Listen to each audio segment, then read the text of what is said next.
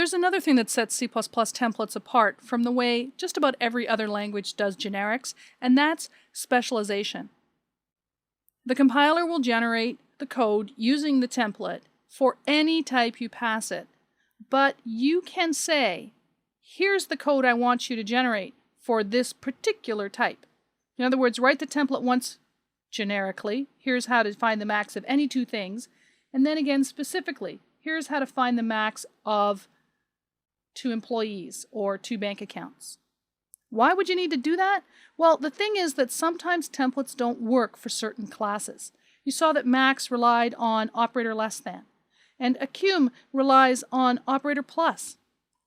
If you haven't overloaded the operator for those classes, how can you use the template with those classes?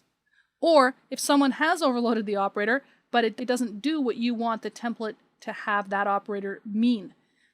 When we're working with the simple classes that you see here, it's really simple to decide what plus means.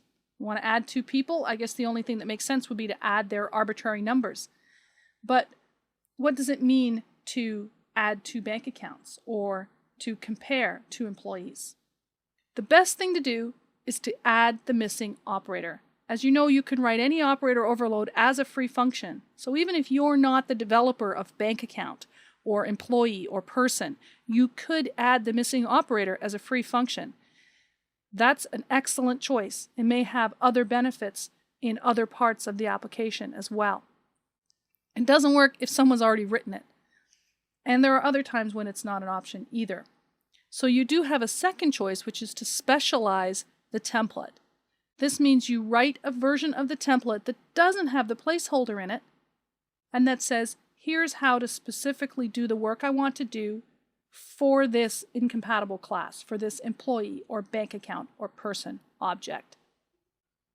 Once upon a time, the #1 motivation for template specialization was C-style strings.